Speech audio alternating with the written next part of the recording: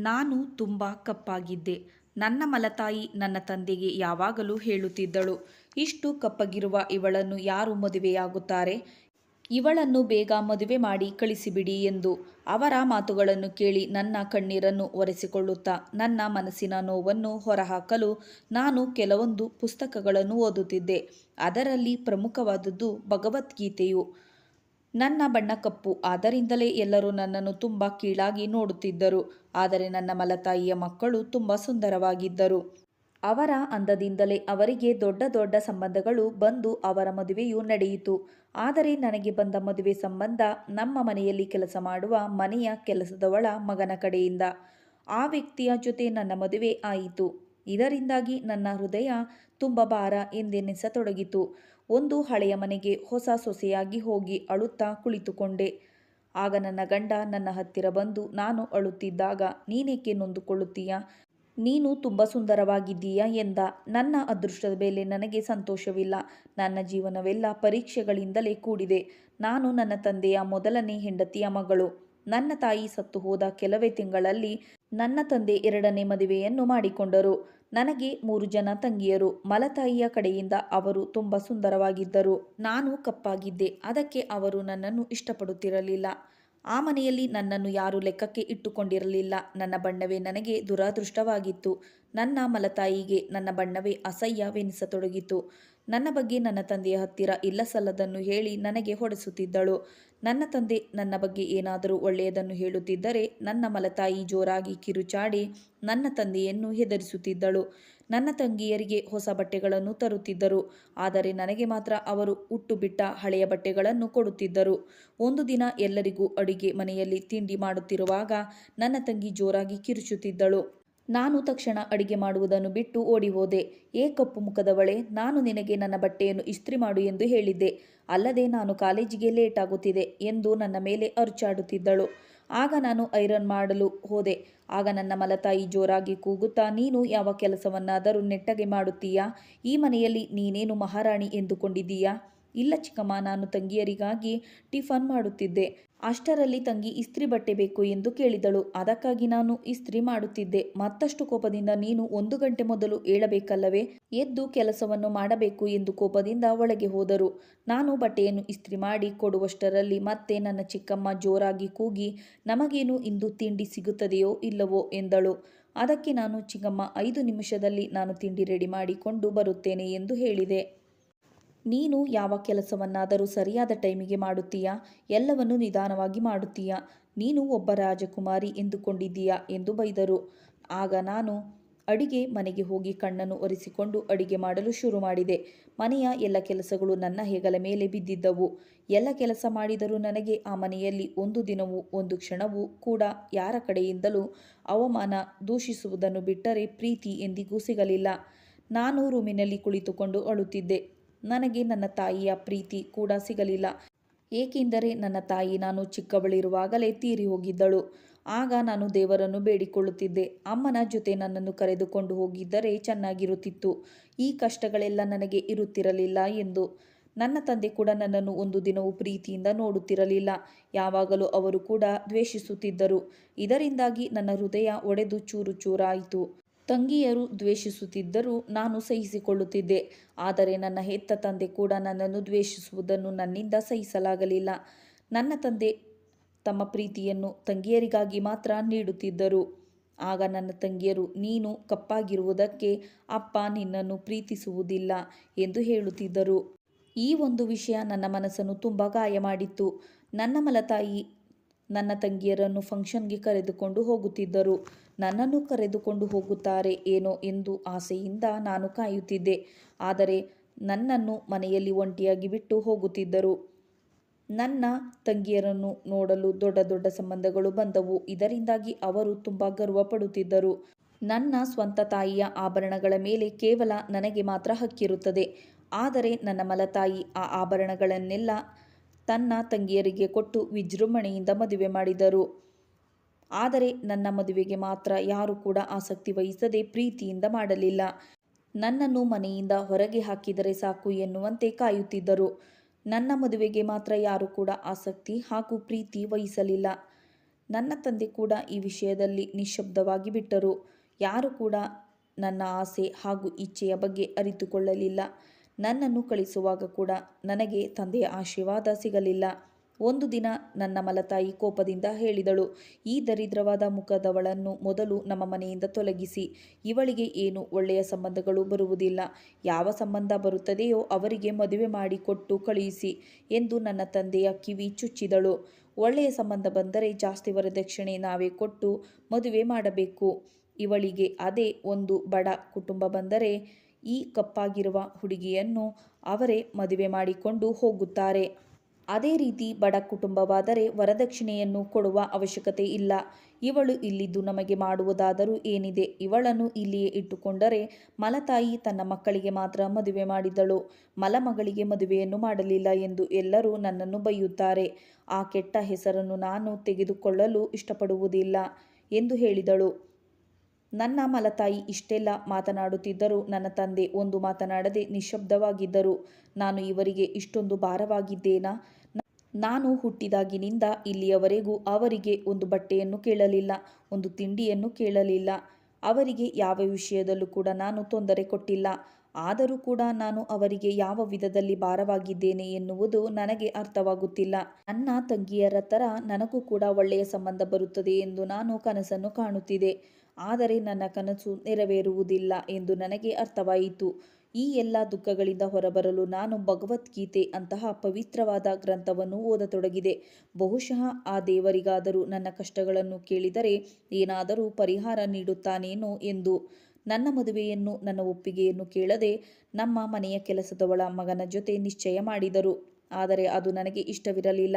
ಇದರಿಂದಾಗಿ ನನಗೂ ಕೂಡ ತಂಗಿಯರ ಹಾಗೆ ಒಳ್ಳೆಯ ಸಂಬಂಧವನ್ನು ಹುಡುಕಿ ಮದುವೆ ಮಾಡಿ ಎಂದು ನನ್ನ ಮಲತಾಯಿ ಹತ್ತಿರ ಮಾತನಾಡಬೇಕು ಎಂದು ನಿರ್ಧಾರ ಮಾಡಿದೆ.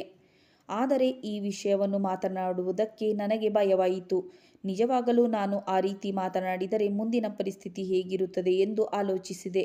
ಒಂದು ಸಾರಿ ನನ್ನ ಚಿಕ್ಕಮ್ಮನ ಹತ್ತಿರ ಮಾತನಾಡಿ ನೋಡೋಣ ಎಂದು ಧೈರ್ಯ ಮಾಡಿ ಅವರ ರೂಮಿಗೆ ಹೋದೆ. ಆಗ ಅವರು ನನ್ನ ತಂಗಿಯ ಜೊತೆ ಮಾತನಾಡುತ್ತಿದ್ದರು. ನಾನು ನಿನ್ನ ತಂದೆಗೆ ಎಷ್ಟು ಸಾರಿ ಹೇಳಿದ್ದೇನೆ, ಈ ಕಪ್ಪಗಿರುವ ಹುಡುಗಿಯನ್ನು ಯಾವುದಾದರೂ ಬಡ ಕುಟುಂಬಕ್ಕೆ ಕೊಟ್ಟು ಮದುವೆ ಮಾಡಿ. ಇವಳಿಂದಾಗಿ ನಮ್ಮ ಮನೆಯಲ್ಲಿ ತುಂಬ ಸಮಸ್ಯೆಗಳಾಗಿವೆ. ಇವಳಿಂದಾಗಿ ನಮ್ಮ ಮನೆಯಲ್ಲಿ ದರಿದ್ರ ಉಂಟಾಗಿದೆ. ಇವಳ ಮುಖವನ್ನು ನೋಡಲು ಕೂಡ ನನಗೆ ಇಷ್ಟವಿಲ್ಲ.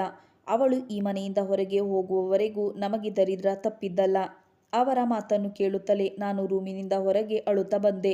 ಈ ಸಂಬಂಧವನ್ನು ಕ್ಯಾನ್ಸಲ್ ಮಾಡುವಂತೆ ಮಲತಾಯಿಯನ್ನು ಕೇಳಲು ಹೋಗಬೇಕೆನ್ನುವ ಒಂದು ಆಸೆ ಕೂಡ ನಶಿಸಿ ಹೋಯಿತು. ನಂತರ ನನ್ನ ಮದುವೆ ಕೂಡ ಪ್ರಾರಂಭವಾಯಿತು. ಆದರೆ ನನ್ನ ತಾಯಿ, ನನ್ನ ತಂಗಿಯರು ಯಾರೂ ಕೂಡ ಸಂತೋಷದಿಂದ ಇರಲಿಲ್ಲ. ಬದಲಿಗೆ ನನ್ನ ರೂಪ ಹಾಗೂ ನನ್ನ ಬಟ್ಟೆಗಳನ್ನು ನೋಡಿ ಎಲ್ಲರೂ ನಗುತ್ತಿದ್ದರು. ನನ್ನದೇ ಮದುವೆ ಎನ್ನುವ ಸಂಭ್ರಮ ನನಗಿರಲಿಲ್ಲ. ನನಗೆ ಮದುವೆಯ ದಿನ ತುಂಬ ಕಷ್ಟದ ದಿನವಾಗಿತ್ತು. ಮದುವೆ ನಡೆದ ನಂತರ ನನಗೆ ಯಾರೂ ಕೂಡ ಆಶೀರ್ವಾದ ಮಾಡಲು ಕೂಡ ಮನಸ್ಸು ಮಾಡಲಿಲ್ಲ.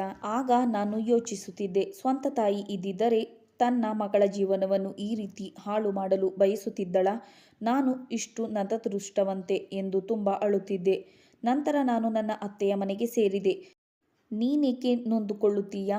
ನೀನು ತುಂಬ ಸುಂದರವಾಗಿದ್ದೀಯಾ. ಈ ಪ್ರಪಂಚದಲ್ಲಿ ನಿನ್ನಷ್ಟು ಸುಂದರ ಯಾರೂ ಇಲ್ಲ ಎಂದು ಹೇಳಿದರು. ಅವರ ಮಾತನ್ನು ಕೇಳಿ ನಾನು ಆಶ್ಚರ್ಯಪಟ್ಟೆ. ನಾನಾಗ ಅಂದುಕೊಂಡೆ, ಈ ಎಲ್ಲ ಹೊಗಳಿಕೆಗಳು ಒಬ್ಬ ಸುಂದರವಾದ ಹುಡುಗಿಗೆ ಹೇಳಿದರೆ ಚೆನ್ನಾಗಿತ್ತು ಎಂದು. ಏಕೆಂದರೆ ನಾನು ಒಬ್ಬ ಸಾಧಾರಣ ಕಪ್ಪು ರೂಪವುಳ್ಳ ಹುಡುಗಿಯಾಗಿದ್ದೆ. ಅವರು ನನ್ನನ್ನು ಹೊಗಳುತ್ತಿದ್ದರು. ನನಗೆ ತುಂಬ ವಿಚಿತ್ರವಾಗಿ ಅನಿಸುತ್ತಿತ್ತು. ಆದರೂ ಕೂಡ ಅವರ ಮಾತುಗಳಿಂದ ನನಗೆ ತುಂಬ ಖುಷಿಯಾಯಿತು.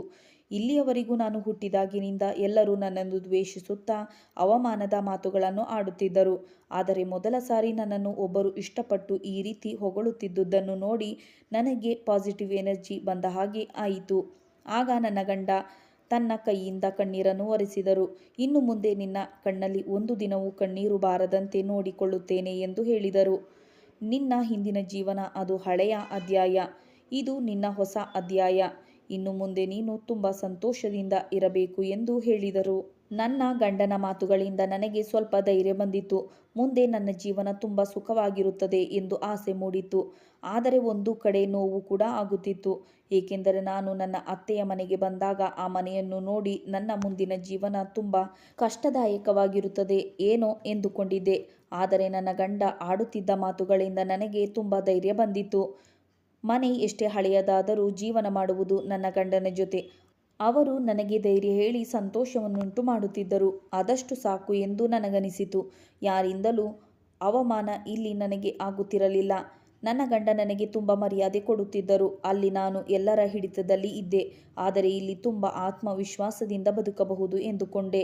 ನಾನು ಗಂಡನಿಗೆ ಹೇಳಿದೆ, ಈ ಮನೆಯನ್ನು ಸ್ವಲ್ಪ ಬದಲಾಯಿಸೋಣ ಎಂದು. ಆಗ ನನ್ನ ಗಂಡ, ಈ ಮನೆ ನಿನ್ನದು, ನಿನ್ನ ಇಷ್ಟ ಬಂದಂತೆ ಇದನ್ನು ಬದಲಾಯಿಸೋಣ ಎಂದರು. ನಂತರ ಅವರು, ನಿನ್ನ ಅಂದದ ಬಗ್ಗೆ ನಿನಗೆ ಗೊತ್ತಿಲ್ಲ ಎನ್ನುತ್ತಿದ್ದರು. ಆಗ ನಾನು ಅವರನ್ನು ವಿಚಿತ್ರವಾಗಿ ನೋಡಿದೆ. ಅಂದ ಎನ್ನುವುದು ಬಾಹ್ಯ ರೂಪದಲ್ಲಿಲ್ಲ, ಅದು ಮನಸ್ಸಿನಲ್ಲಿರಬೇಕು. ಅದೇ ಮುಖ್ಯವಾಗಿರುವುದು. ನೀನು ನನಗೆ ಸಿಕ್ಕಿರುವುದು ನನ್ನ ಅದೃಷ್ಟ ಎಂದುಕೊಳ್ಳುತ್ತೇನೆ. ನೀನು ಬೇರೆ ಹೆಣ್ಣು ಮಕ್ಕಳಿಗಿಂತ ತುಂಬ ವಿಭಿನ್ನವಾಗಿದ್ದೀಯ. ಅಮಾಯಕತೆಯೇ ತುಂಬಿರುವ ಸರಳವಾದ ವ್ಯಕ್ತಿ ನೀನು. ನಿನ್ನ ಅಮಾಯಕತೆ ನನ್ನ ಹೃದಯವನ್ನು ಮುಟ್ಟಿತು ಎಂದು ಹೇಳಿದರು. ಒಂದು ದಿನ ನನ್ನ ತಂದೆ ತಾಯಿ ಹಬ್ಬಕ್ಕೆ ಹೊಸ ಮದುವೆ ಹೆಣ್ಣು ಎಂದು ನನ್ನನ್ನು ಕರೆದರು. ನನ್ನ ತಂಗಿಯರು ಕೂಡ ಬಂದಿದ್ದರು. ಆಗ ನನ್ನ ಗಂಡ ಪ್ರತಿ ದಿನದಂತೆ ತುಂಬ ಪ್ರೀತಿಯಿಂದ ನನ್ನನ್ನು ಹೆಸರು ಹಿಡಿದು ಕರೆದರು. ಅದನ್ನು ಕೇಳಿದ ನನ್ನ ತಂಗಿಯರು, ನಿನ್ನ ಗಂಡ ನಿನ್ನನ್ನು ತುಂಬ ಚೆನ್ನಾಗಿ ನೋಡಿಕೊಳ್ಳುತ್ತಿದ್ದಾನೆ ಎಂದು ಕಾಣಿಸುತ್ತದೆ. ನೀನು ಒಬ್ಬ ರಾಜಕುಮಾರಿಯಂತೆ ಫೀಲ್ ಆಗುತ್ತಿದ್ದೀಯಾ ಏನು? ಅವನು ನಿನ್ನನ್ನು ತುಂಬ ಚೆನ್ನಾಗಿ ನೋಡಿಕೊಳ್ಳುತ್ತಿದ್ದಾನೆ ಎಂದರೆ ಒಂದು ಒಳ್ಳೆಯ ಮನೆಯಲ್ಲಿ ನಿನ್ನನ್ನು ಇಡಬಹುದಿತ್ತು. ಆದರೆ ಅಂತಹ ಹಳೆಯ ಮನೆಯಲ್ಲಿ ನಿನ್ನನ್ನು ಇಟ್ಟುಕೊಂಡಿದ್ದಾನೆ ಎಂದು ನನ್ನ ಗಂಡನನ್ನು ಅವಹೇಳನ ಮಾಡಿದರು. ಅವರ ಮಾತುಗಳು ನನಗೆ ತುಂಬ ನೋವು ಕೊಟ್ಟವು. ಆದರೆ ನಾನು ಮೌನವಾಗಿರಲು ತುಂಬ ಪ್ರಯತ್ನಿಸಿದೆ. ಕಾಲವೇ ಸರಿಯಾದ ಉತ್ತರವನ್ನು ಕೊಡುತ್ತದೆ ಎಂದು ತಾಳ್ಮೆಯಿಂದ ಇದ್ದೆ. ಆದರೆ ನನ್ನ ಗಂಡ ನನ್ನ ಕನಸನ್ನು ನನಸು ಮಾಡಬೇಕು ಎಂದು ನಿರ್ಧಾರ ಮಾಡಿದರು. ಒಂದು ದಿನ ಹೀಗೆ ನನ್ನ ಗಂಡ ಹಾಗೂ ನಾನು ಮಾತನಾಡುತ್ತಾ ಕುಳಿತಾಗ, ನನಗೆ ಓದುವುದೆಂದರೆ ತುಂಬ ಇಷ್ಟ. ಆದರೆ ನನ್ನ ತಂದೆ ತಾಯಿ ನನ್ನನ್ನು ಓದಲು ಬಿಡಲಿಲ್ಲ ಎಂದು ಹೇಳಿದೆ. ಆಗ ನನ್ನ ಗಂಡ ಒಂದು ಪುಸ್ತಕವನ್ನು ತಂದು ಕೊಟ್ಟರು. ಆ ಪುಸ್ತಕದ ಹೆಸರು ನಿನ್ನ ಅಂತರಂಗವನ್ನು ನೋಡಿಕೋ ಎಂದು. ಆ ಪುಸ್ತಕವನ್ನು ಓದಿದ ಮೇಲೆ ನನಗೆ ಮತ್ತಷ್ಟು ಧೈರ್ಯ ಬಂದಿತು. ನನ್ನ ಜೀವನದಲ್ಲಿ ಏನಾದರೂ ಸಾಧಿಸಬೇಕು ಎಂದು ನಿರ್ಧಾರ ಮಾಡಿದೆ. ಆದರೆ ಆಲೋಚಿಸಿದಾಗ ಈ ಪ್ರಯಾಣ ಅಷ್ಟು ಸುಲಭವಾಗಿರಲಿಲ್ಲ. ಆಗ ನನ್ನ ಗಂಡ, ನೀನು ಮುಂದೆ ಓದು, ನಾನು ನಿನ್ನನ್ನು ಕಾಲೇಜಿಗೆ ಸೇರಿಸುತ್ತೇನೆ ಎಂದಾಗ ನಾನು ಆಶ್ಚರ್ಯದಿಂದ ನನ್ನ ಗಂಡನನ್ನು ನೋಡಿದೆ. ನನ್ನಿಂದ ಓದಲು ಸಾಧ್ಯವಾಗುತ್ತದೆಯೇ ಎಂದು ಮೊದಲು ನಾನು ಭಯಪಟ್ಟೆ. ಆದರೆ ಅವರ ಪ್ರೋತ್ಸಾಹ ಹಾಗೂ ಪ್ರೀತಿ ನನಗೆ ಸ್ವಲ್ಪ ಧೈರ್ಯ ಕೊಟ್ಟಿತು. ನಂತರ ನನ್ನ ಗಂಡ ತನಗಿದ್ದ ಸ್ವಲ್ಪ ಭೂಮಿಯನ್ನು ಮಾರಿ ನನ್ನನ್ನು ಕಾಲೇಜಿಗೆ ಸೇರಿಸಿದರು. ಮೊದಮೊದಲು ನನಗೆ ಭಯವಾಯಿತು. ನಂತರ ಓದುತ್ತಾ ಓದುತ್ತಾ ಹೋದಂತೆ ಈ ಪ್ರಪಂಚ ಎಷ್ಟು ಸುಂದರವಾಗಿದೆ ಎಂದು ಅನಿಸಿತು. ಆದರೆ ನನ್ನ ಮಲತಾಯಿ ಹಾಗೂ ತಂಗಿಯರು ನನ್ನನ್ನು ಅವಮಾನಿಸುತ್ತಲೇ ಇದ್ದರು. ಈ ದರಿದ್ರ ಮುಖದವಳು ಏನನ್ನು ಸಾಧಿಸುತ್ತಾಳೆ? ಗಂಡ ಹೆಂಡತಿ ಇಬ್ಬರು ಏನೇನೋ ಸಾಧಿಸಲು ಹೊರಟಿದ್ದಾರಂತೆ ಎಂದು ಕೇಲಿ ಮಾಡಿ ನಗುತ್ತಿದ್ದರು. ಅವರು ನನ್ನನ್ನು ಅವಮಾನಿಸಿದರೆ ನಾನು ಸಹಿಸಿಕೊಳ್ಳುತ್ತೇನೆ. ಆದರೆ ನನ್ನ ಗಂಡನನ್ನು ಅವಮಾನಿಸಿದರೆ ನನ್ನಿಂದ ಸಹಿಸಲಾಗಲಿಲ್ಲ. ನಂತರ ನಾನು ಚೆನ್ನಾಗಿ ಓದತೊಡಗಿದೆ. ಅವರು ಮಾಡುತ್ತಿದ್ದ ಅವಮಾನಗಳನ್ನೇ ನಾನು ಮೆಟ್ಟಿಲನ್ನಾಗಿ ಮಾಡಿಕೊಂಡೆ. ಒಂದು ದಿನ ನನ್ನ ಮಲತಾಯಿ ನನ್ನ ಮನೆಗೆ ಬಂದು, ನಿನ್ನಂತಹ ದರಿದ್ರದವಳು ಕನಸನ್ನು ಕಾಣಬಾರದು. ಅದನ್ನು ನನಸು ಮಾಡಲು ಹೊರಟರೆ ಅದು ನಿನ್ನಿಂದ ಸಾಧ್ಯವಾಗುವುದಿಲ್ಲ ಎಂದು ಗೇಲಿ ಮಾಡಿ ನಗುತ್ತಾ ಅವಹೇಳನ ಮಾಡುತ್ತಿದ್ದಳು. ಆಗ ನಾನು ಅವರಿಗೆ ಹೇಳಿದೆ, ಎಂದಾದರೂ ಒಂದು ದಿನ ಈ ಕನಸು ನನಸಾಗುತ್ತದೆ. ಆ ದಿನ ನನಗೆ ತುಂಬ ಅದೃಷ್ಟದ ದಿನವಾಗಿರುತ್ತದೆ. ನೀನು ತುಂಬ ದರಿದ್ರದವಳು. ನಿನ್ನ ಯೋಗ್ಯತೆಗಿಂತ ಹೆಚ್ಚಾಗಿ ನೀನು ಕನಸನ್ನು ಕಾಣುತ್ತಿದ್ದೀಯ. ನೀನು ಒಬ್ಬ ಮನೆ ಕೆಲಸದವನ ಮನೆಗೆ ಮದುವೆಯಾಗಿದ್ದೀಯ. ನಿನ್ನ ಸ್ಥಿತಿ ಏನೆಂದು ನೀನು ಮರೆಯಬೇಡ. ಜಾಸ್ತಿ ಹಾರಾಡಲು ಪ್ರಯತ್ನಿಸಿದರೆ ರೆಕ್ಕೆ ಮುರಿದು ಬಿಡುತ್ತದೆ ಎಂದು ಎಚ್ಚರಿಸಿದಳು. ಅವರ ಮಾತನ್ನು ಕೇಳಿ ನನಗೆ ಒಂದೇ ಸಾರಿ ಭೂಮಿ ನಡುಗಿದಂತೆ ಆಯಿತು. ಇಷ್ಟು ದಿನ ನನ್ನ ಗಂಡ ಹೇಳುತ್ತಿದ್ದ ಧೈರ್ಯ ಒಂದೇ ಸಾರಿ ಕುಗ್ಗಿ ಹೋದಂತಾಯಿತು. ಆದರೆ ನನ್ನ ಗಂಡ ಮಾತ್ರ ನನ್ನನ್ನು ಕುಗ್ಗಲು ಬಿಡಲಿಲ್ಲ. ಹೀಗೆ ದಿನಗಳು ಸಾಗುತ್ತಾ ಕಾಲೇಜಿನಲ್ಲಿ ಫಸ್ಟ್ ರ್ಯಾಂಕ್ನಲ್ಲಿ ಪಾಸಾದೆ. ಇದಕ್ಕೆಲ್ಲ ಕಾರಣ ನನ್ನ ಗಂಡ. ಆಗ ನಾನು ನನ್ನ ಗಂಡನಿಗೆ ಹೇಳಿದೆ, ನೀವು ನನ್ನ ಜೀವನದಲ್ಲಿ ಬಂದು ನನಗೆ ಒಂದು ಗೌರವವನ್ನು ತಂದುಕೊಟ್ಟಿದ್ದೀರಾ ಎಂದೆ. ಒಂದು ದಿನ ನನ್ನ ಕಾಲೇಜಿನ ಪ್ರಿನ್ಸಿಪಲ್ ನನ್ನನ್ನು ಕರೆದು, ಕಾಲೇಜಿನಲ್ಲಿರುವ ಒಂದು ಪ್ರೋಗ್ರಾಂಗೆ ನೀನು ಸ್ಪೀಚ್ ಕೊಡಬೇಕು ಎಂದು ಹೇಳಿದರು. ಅವರ ಮಾತನ್ನು ಕೇಳಿ ನಾನು ತುಂಬ ಭಯಪಟ್ಟೆ. ಅಲ್ಲಿ ತುಂಬ ಜನ ಇರುತ್ತಾರೆ. ಅವರ ಮುಂದೆ ನಿಂತು ನಾನು ಹೇಗೆ ಮಾತನಾಡಲಿ ಎಂದು ತುಂಬ ಭಯಗೊಂಡೆ. ಆಗ ನನ್ನ ಗಂಡ ನನಗೆ ಧೈರ್ಯ ಹೇಳಿದರು. ನೀನು ಭಯಪಡಬೇಡ, ನಾನಿದ್ದೇನೆ, ನೀನು ಧೈರ್ಯವಾಗಿ ಮಾತನಾಡು ಎಂದು ನನಗೆ ಧೈರ್ಯ ಹೇಳಿದರು. ಆಗ ನಾನು ಒಪ್ಪಿಕೊಂಡೆ. ಆ ದಿನ ಕೂಡ ಹತ್ತಿರ ಬಂದಿದ್ದು ನನಗೋಸ್ಕರ ಅಲ್ಲದಿದ್ದರೂ ನನ್ನ ಗಂಡನ ಆಸ್ತಿಗೋಸ್ಕರನಾದರೂ ನಾನು ಮಾತನಾಡಬೇಕು ಎಂದು ನಿರ್ಧಾರ ಮಾಡಿ ಸ್ಟೇಜ್ ಮೇಲೆ ಹೋದಾಗ ಅಲ್ಲಿ ನೆರೆದಿದ್ದ ನೂರಾರು ಜನರ ಕಣ್ಣು ನನ್ನ ಮೇಲೆ ಇತ್ತು.